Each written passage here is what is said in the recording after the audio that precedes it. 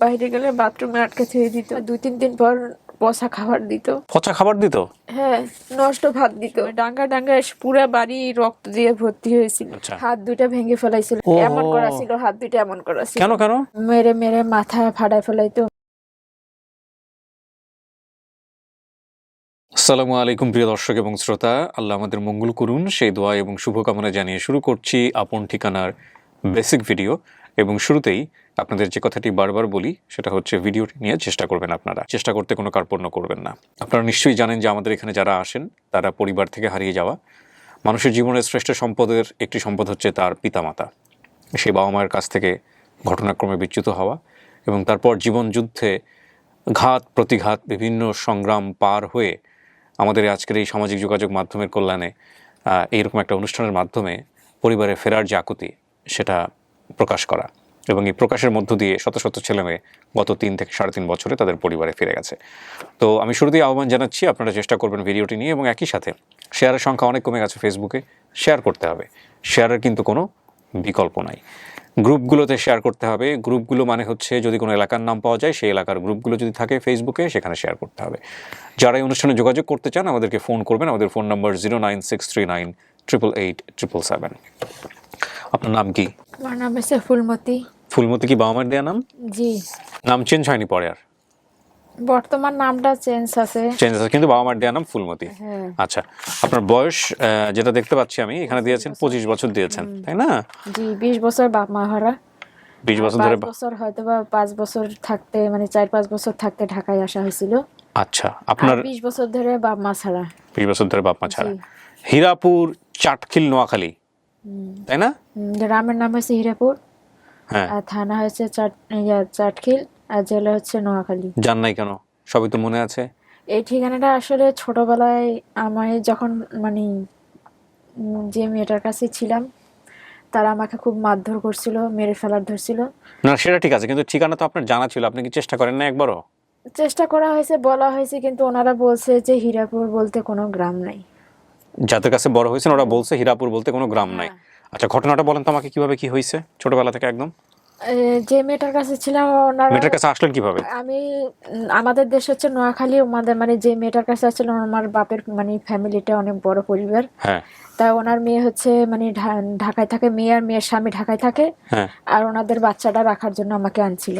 আপনার পরিবার থেকে বলে নিয়ে আসছিল? হ্যাঁ, বলে নিয়ে আসছিল আচ্ছা। যে আমার মেয়ের বাচ্চাটা রাখবে, হ্যাঁ। সেই জন্য মানে খাওয়াবো, মানে দুধ খাওয়াবো, মানে করাবো, মানে এটাই কথা ছিল। কিন্তু আনার পর ওনারা সব সময় যখন কাজ থেকে আসতো তখন আমাকে মারধর করতো, খুব অত্যাচার করতো। সব সময় লাঠি, মানে আলমারির যে লাঠি ছিল মোটা সেগুলা দিয়ে মারধর করতো খুব। হ্যাঁ। মেরে মেরে মাথা ফাটায় ফেলাইতো, মানে সে অনেক দাগ আছে, কপাল ফাটায় ফেলাইতো, রক্ত খুব, পুরা বাড়ি ভর্তি হয়ে। কেন মারতো? কি কারণে মারতো? সব কাজ করানোর চেষ্টা করতো, তখন তো আমি ছোট ছিলাম, আমি কাজ করতে পারতাম না। আচ্ছা। আর ঘরের ভিতরে আটকায় থুয়ে যাইতো, বাচ্চা ছোয়াটাকে দিয়ে যাইতো, কোনো খাবার দিত না, খালি ছোয়াটার খালি দুধ দিয়ে যাইতো, আর 2-3 দিন পর পচা খাবার দিত। পচা খাবার দিত? হ্যাঁ, নষ্ট ভাত দিত। আর সবসময় খালি অত্যাচার করতো খুব। ওর স্বামী আসলে ডাঙ্গাইতো, ও আসলে ডাঙ্গাইতো, সবসময় খালি অত্যাচার করতো। ডাঙ্গাইতো মানে মারতো? হ্যাঁ, অত্যাচার করতো সবসময়। ঘরের ভিতরে আটকে থুয়ে দিত, বাইরে গেলে বাথরুমে আটকে থুয়ে দিত। তারপরে যে মানে সব সময় মারে, সব সময় খালি কাঁদতাম আর কাঁদতাম। তারপর গেটের দারোয়ান বসে যে তোমাকে পুলিশকে বলার পারো না। তারপর আমি বসে যে আমি কেমন করে বলবো। তার অনেকদিন পরে তারপর পুলিশ গেছিল, যে নিয়ে আসছিল। পুলিশ? হ্যাঁ। পুলিশে খবর দিল কে? পুলিশ ওই যে গেটের দারোয়ানই বলছে। তারপর গিয়া কি করছে পুলিশ? তারপরে পুলিশ নিয়ে আসছিল ঢাকা মেডিকেলে। পুলিশ ওদের বাসা থেকে নিয়ে আসছে আপনাকে? হ্যাঁ। কিভাবে নিয়ে আসছে? ওদেরকে ধরে নাই? ওদেরকে ধরে নাই। কি আপনার ওই পুলিশ আপনাকে নিয়ে আসলো কিভাবে? ওই দিনের ঘটনাটা আমাকে বলেন তো। নিয়ে আসছিল, আবার ওই পুলিশ গেছিল, ওনার সাথে একজন মহিলা গেছিল। হ্যাঁ।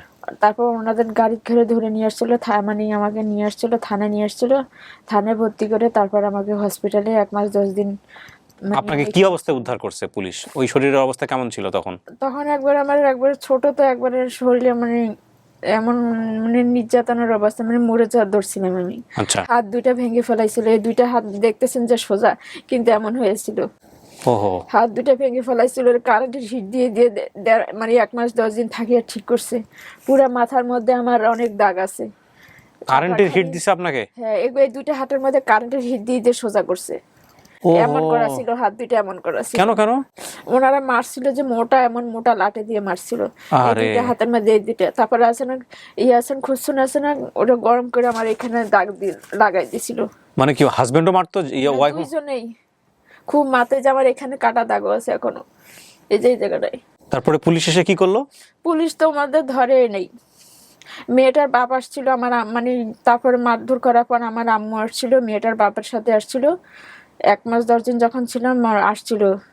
আমি তো ঠিকানা বলার পাই না, কিন্তু ঠিকানাটা আমার আম্মু দিয়ে গেছে। 1 মাস 10 দিন আপনি পুলিশের হেফাজতে ছিলেন হ্যাঁ, মেডিকেলে? হ্যাঁ, ওই সময় আপনার মা আসছিল? আমার আম্মু আসছিল। তখন আমি রাগ হয়েছিলাম, বলছিলাম ছোট মানুষ, আমি তো 4-5 বছরের ছোঁয়া। তাই আমি বলছি যে আমার আম্মুর সাথে আমি যাবো না। আর মেয়েটার বাপ আসছিল, কারণ ওনারা তো আমাকে মেরে ফেলার ধরছিল। সবসময় খাবার দিত না, খালি কষ্ট দিত। 4-5 দিন পর পচা ভাত দিত। 1 মাস 10 দিন পরে কি হইলো? তারপরে আমাকে ওই যে আইন ও সালিশ কেন্দ্র ওনারা নিয়ে আসছিল, ওই যে হুম ওনার সংস্থা নিয়ে আসছিল। এখান থেকে আমাকে মিরপুরে একে এতিমখানায় দিছিল হুম। কাজ শেখার জন্য। তারপর ওইখানে আমি কাজ শিখা যখন হয়ে গেছে, তখন আমি পুনর্বাসন হয়ে বেরিয়েছি। কিন্তু ওখানে আমি শিখছেন? হ্যাঁ, মানে এতিমখানায় দিছিল মিরপুর একে। আচ্ছা, এতিমখানা কি লেখাপড়া করছেন? 5 পর্যন্ত খালি পড়ছি, পড়ার অত পরে বেশি করি নাই। বেশি পড়াশোনা করেন নাই? না, আর কারচুপির কাজ শিখছিলাম, মানে হাতের কাজ শিখছিলাম। তারপরেও আমার এখানে ইয়া এমপি উনি আসছিল আমার পুনর্বাসন করে ইয়ে করে দিছিল। হুম তারপর আমি ওইখান থেকে আরেক জায়গায় মানে পার্লারে চাকরি দিছিল। ওইখানে 7-8 মাস ছিলাম, আমার কোনো বেতন দেয় নাই। হুম। তারপর আমার একজন টিচার ছিল, তারপর উনি আমাকে ওই যে পুলিশ অফিসার আমার বোনের বেটির কাছে রাখছিল। তারপর ওনারা 4 বছর থাকার পর ওনারা আমার বিয়ে দিছে। এখন আমার একটা বেটির সন্তান আছে। আমার হাজবেন্ড আসছে, আমার শ্বশুর আসছে। আপনার শ্বশুর শাশুড়ি, আপনার হাজবেন্ড এটা জানে আপনার জীবনের ঘটনাটা? সব জানে। সব জানে? আমার হাজবেন্ড জেনে বিয়ে করছে যে আমার বাপ মা আমি এতিম। আপনার হাজবেন্ড আসছে এখানে আজকে? হ্যাঁ। আসছে? হ্যাঁ, আমার তো বাপ আছে মাও আছে, কিন্তু ওনারা আলাদা, বাপও আলাদা মাও আলাদা। ও, বাপ মা আলাদা ছিল? 3 ভাই বোন যে, সেজন্য মা অভাবের সংসার মাইশের বাসায় দিছে। বাপে নেয় নাই আপনাদেরকে? বাপের আলাদা সংসার। 3 ভাই বোনকে নিয়ে মা আলাদা থাকতো? হ্যাঁ, আমাদের এই বিষয়গুলো নিয়ে খুব কাজ করা উচিত, বিশেষ করে ব্রোকেন ফ্যামিলি সন্তানদের। বিশেষ করে ওরা যেভাবে বড় হয়, সেখানে আমার কাছে মনে হয় যে এই কাজটা খুব ম্যাসিভ ওয়েতে করা উচিত। একটা হচ্ছে রাষ্ট্রীয়ভাবে তো অবশ্যই করা উচিত, মানুষকে সচেতন করা, এবং একই সাথে শিশু নিরাপত্তা বিধান করা উচিত। আমরা ইদানিং কিন্তু চাইল্ড সেফটি নিয়ে কাজ করছি, চাইল্ড ডেভেলপমেন্ট নিয়ে কাজ করছি, চাইল্ড সাইকোলজি নিয়ে কাজ করছি, এবং সবচেয়ে ভয়ঙ্করতম ক্ষতিগ্রস্তের শিকার হয় হচ্ছে এই প্রান্তিক পর্যায়ের মানুষদের যখন ডিভোর্স হয়, এবং ডিভোর্স হওয়ার পরে সবচেয়ে বড় আঘাতটা আসে হচ্ছে বাচ্চাদের উপরে, এবং ওরা খুব নির্মম বাস্তবতার মুখোমুখি হয়ে বড় হয়। যে সময়টাতে ওদের বাবা মার আদরে থাকার কথা, সেই সময়টাতে ওরা নির্মমতার মুখোমুখি হয়, নির্মম বাস্তবতার মুখোমুখি হয়। আমাদের একটা জিনিস অবশ্যই করতে হবে, এবং সেখানে আইনও থাকতে হবে, রাষ্ট্রীয়ভাবে সেখানে ব্যবস্থাও থাকতে হবে। সেটা হলো যে সন্তান দুজনেরই ডিভোর্স হতেই পারে, সেপারেশন হয়ে যেতেই পারে, ডিভোর্স হওয়াটা প্রয়োজনীয়, এবং এটা ধর্মীয়ভাবেও সমর্থনযোগ্য, এবং একই সাথে রাষ্ট্রেরও বিধান আছে, আইনগত ভিত্তি আছে। কারণ দুটো মানুষ যদি পাশাপাশি থাকতে না পারে, সেটা যদি অসহনীয় পর্যায়ে চলে যায়, সেটাও শিশুর জন্য বাসযোগ্য জায়গা না। সুতরাং ডিভোর্সের প্রয়োজন আছে, অবশ্যই প্রয়োজন আছে। কিন্তু ডিভোর্সের পরেও শিশুর জায়গাটা থেকে শিশু যাতে বাবা মার কাছে সমানভাবে বড় হয়ে উঠতে পারে, সেই জায়গাটাকে এনশিওর করাটা রাষ্ট্রের দায়িত্ব, ডেফিনেটলি এটা রাষ্ট্রের দায়িত্ব। কিন্তু আমার ব্যক্তিগত অভিমত হচ্ছে, আমাদের রাষ্ট্রীয়ভাবে যে বিধান আছে, এই যে চাইল্ড কাস্টাডি নিয়ে, যে মার কাছে থাকবে বা বাবার কাছে থাকবে, এই জায়গাগুলো নিয়ে আমাদের মনে হয় আরও আধুনিকভাবে ভাবার সুযোগ আছে। হ্যাঁ, সন্তানের কাস্টাডি, সন্তানদের রাইট বা সন্তানদের গার্ডিয়ানশিপ নিয়ে ব্যালেন্সিংয়ের জায়গাটা আমার মনে হয় ভাবার অনেক বেশি সুযোগ আছে, এবং এটা নিয়ে ভাবা উচিত। সন্তান দিন শেষে সন্তানের বাপেরও প্রয়োজন আছে, মায়েরও প্রয়োজন আছে, এবং বাপ এবং মায়ের জায়গাটা থেকে ডিভোর্সের পরে সেটা যাতে বাধ্য হয় তারা এই সার্ভিসটা দিতে, এই যেহেতু সন্তান তারা পৃথিবীতে এনে আসছেন, রাষ্ট্রের কাজ হচ্ছে সেই ব্যবস্থাটা করা। এবং সেখানে যদি ব্যালেন্সটা না থাকে, সেটা কিন্তু খুব খুব খুব ইম্পর্ট্যান্ট একটা বিষয়। এবং ডেফিনেটলি সন্তান হচ্ছে কি, সন্তান হচ্ছে একটা পরিবারের ভবিষ্যৎ। বাবা যখন পৃথিবীতে সন্তানকে নিয়ে আসেন, মা যখন পৃথিবীতে সন্তানকে নিয়ে আসেন, সেই সন্তানকে কিন্তু ভবিষ্যতের কথা চিন্তা করেই নিয়ে আসেন। তো স্বাভাবিকভাবেই বাবা তার সারা জীবন দিয়ে, মা তার সারা জীবন দিয়ে সন্তানের পেছনে ইনভেস্ট করে, সন্তানের পেছনে ব্যয় করে, কারণটা কি? বৃদ্ধ বয়সে গিয়ে যাতে সন্তানের কাছ থেকে ওই সেবাটুকু পায়, এটাই হচ্ছে মোটা দাগে আমাদের চিন্তা। তো একটা পরিবারে যখন ডিভোর্স হয়ে যায় তখন আলটিমেটলি বাবা চিন্তা করে সন্তান আসলে কার দায়িত্বে আছে, সন্তান কার সাপোর্ট নিয়ে বড় হচ্ছে, মা চিন্তা করে সন্তান আসলে কার কাছে আছে, কার সাপোর্ট নিয়ে বড় হচ্ছে। যখন সে দেখে যে আসলে সেখানে তার কর্তৃত্ব কমে গেছে বোথ সাইড থেকেই, তখন কিন্তু সে সন্তানের প্রতি ধীরে ধীরে আগ্রহ হারায়। তো এই জায়গাগুলো আমার মনে হয় খুব সাইকোলজিক্যালি চিন্তা করার বিষয় আছে। আমাদের রাষ্ট্রের বিভিন্ন রকম বিষয় আছে আমরা যেগুলো নিয়ে কথা বলি, কিন্তু এই পারিবারিক এই ব্যাপারগুলো, এগুলো নিয়ে আমরা কথা বলি না। আজকে এখানে ফুলমতির যে অবস্থাটা আপনারা দেখছেন, আপনারা দেখবেন যে বিভিন্ন সময় পত্রপত্রিকাতে সংবাদ হয়, এবং আমরা টেলিভিশনেও দেখেছি, বাসা থেকে বের হয়েছে কাজের মেয়েই তো বলি আমরা, ছোট্ট একটা বাচ্চা, এবং তার মাথার চুল নাই, চুল উস্কো খুস্কো, হাতে ব্যান্ডেজ, সে মানসিকভাবে ভারসাম্যহীন অবস্থায় বের হয়েছে। এবং সেটাও বের হয়েছে মূলত পাশের বাসা থেকে কেউ একজন পুলিশকে ইনফর্ম করেছে যে এখানে টর্চার হচ্ছে। এবং অনেক বড় বড় সেলিব্রিটিদের বাসা থেকে এরকম বের হয়। আপনি জাস্ট লাস্ট কয়েক মাস বলবো না, কয়েক বছরের রিপোর্ট একটু খুঁজে দেখেন, দেখবেন যে বড় বড় ক্রিকেটাররাও সেখানে ছিল। হ্যাঁ, আমি যদি এভাবে নাম মেনশন করাটা উচিত হবে না, সে কারণে বলছি না। তো এই যে ব্যাপারগুলা, এই ব্যাপারগুলার শিকার কেন হয় বাচ্চারা? কারণটা হচ্ছে আমাদের চাইল্ড সেফটি নেটটা অনেক দুর্বল। আমাদের ফ্যামিলির জায়গাটা থেকে আমরা পারি না আমাদের বাচ্চাদেরকে সিকিউর করতে। ডেফিনেটলি আপনি চিন্তা করে দেখেন, রাষ্ট্র যদি ওই জায়গাটা এনশিওর করতে যে বাবাকে খরচটা ঠিকই দিতে হবে, মাকে সাপোর্টটা ঠিকই দিতে হবে, তাহলে ফুলমতিকে কিন্তু এই বাসায় আসার কথা না। আর ফুলমতি যদি বাসায় এসেও থাকে, সেকেন্ড লেয়ারে যদি আমাদের সেফটি নেট থাকতো যে একটা বাচ্চা যদি কোনো বাসায় কাজ করে সেটা থানাতে ইনফর্ম হইতে হবে, কিংবা পুলিশ সেটা ইনফর্ম জানবে এবং সেটা টেক কেয়ারের একটা ব্যবস্থা থাকবে, কোনো সংস্থার সেটা জানা থাকবে। তার মানে ওই বাচ্চাটাকে বাবা মা যদি খোঁজ খবর নাও নিত, তাহলে কোনো একটা সংস্থা গিয়ে কিছুদিন পর পর সেখানে খোঁজ নিতে পারতো। এটা হলো সেকেন্ড লেয়ার। আপনি যদি সেকেন্ড লেয়ারের কথা বাদে দেন, থার্ড লেয়ারে আসেন, বাচ্চা তো ওখানে কাজই করার কথা না, বাচ্চা ওখানে কাজ করবে কেন? তাহলে পুলিশ তো এটা চাইলেই খুঁজে বের করতে পারে, রাষ্ট্র চাইলেই খুঁজে বের করতে হবে কোন কোন বাসায় শিশু শ্রম হচ্ছে। চিন্তা করা যায় মানে এটার আসলে যে কত বড় ভয়াবহ। সুতরাং সেই জায়গা থেকে আমার মনে হয় যে এগুলো নিয়ে আমাদের অনেক কাজ করার আছে। আমি অনেক কথা বলে ফেললাম এখানে, আসলে ওকে আমি অনুভব করেছি, কারণ ও যখন এগুলো ব্যাপারগুলো বলেছে অনেক কিছুই ঠিকমতো বলে উঠতে পারেনি, but this is very sensitive. Phulmati, আপনি কার কাছে ফিরবেন? মা তো অন্য জায়গায় সংসার করেছে, বাবা তো খোঁজ খবর রাখেনি, আপনি কাকে খুঁজতে আসছেন? আমি আমার মার কাছে যেতে চাই। মার কাছে যেতে চান? আপনার তো বিয়ে শাদী হওয়ার পরে আপনার স্বামীকে বলেন নাই যে তুমি আমাকে এই যে হীরাপুর, চাটখিল, নোয়াখালীতে নিয়ে যাও একবারের জন্য? উনি অনেক দূরতে জন্য যাওয়ার চায় না, যেতে চায় না? উনি কি কোনো জোরাজুরি করে যে না তুমি তোমার মার সাথে দেখা করো বা এরকম কোনো কিছু? না। আমি সবসময় মার কথা বলি, মানে একটা মেয়ে যখন বিয়ে হয় তার হাজবেন্ডকে নিয়ে তার বাপের বাড়ি যায়, সবাই বাপ মার বাড়ি, স্বামীকে নিয়ে। আমি তো নিয়ে যাওয়ার পাইনি। বাবার নাম কি? শহীদ সুরুজ মিয়া। শহীদ সুরুজ মিয়া। মায়ের নাম? সুরমা বেগম। সুরমা বেগম। সজীব কার নাম? ভাই? আমার ভাইয়ের নাম সজীব। বোনের নাম? আর বোনের নাম হচ্ছে জেসমিন। নানির নাম? নানির নাম হচ্ছে রহিমা বেগম। খালার নাম? বিবিয়া। বিবিয়া। খালুর নাম? সেলিম। সেলিম। নোয়াখালীর চাটখিল, গ্রামের নাম হীরাপুর। এখানে গিয়ে খুঁজতে হবে প্রিয় দর্শক এবং শ্রোতা, খুঁজলেই হয়তোবা তার পরিবারকে পাওয়া যাবে। এই ঠিকানাটা আমার আম্মুই দিয়ে গেছে।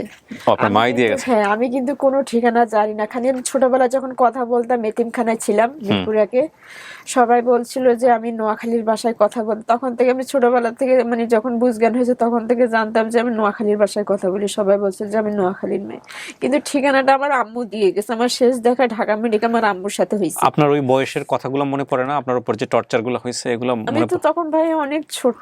আপনার এগুলো মাঝে মাঝে মনে আসে না যে? খালি হচ্ছে মানে কি, আমার যে দাগগুলো এখন মানে পুরা মাথায় আপনি যদি দেখেন অবাক হবেন। আমি মাথার কথা বলছিলাম দাগ আছে, মানে পুরা মাথায় আমার দাগ। আমার হাজবেন্ডও দেখছে আমার মাথার দাগ বলে, যখন আমার মাথায় মারতো। হ্যাঁ, মাথায় পুরা মাথায় দাগ আছে। তারপরে যে এদিকে মানে গলার মধ্যে খামচা ছিল, গলাতেও দাগ আছে।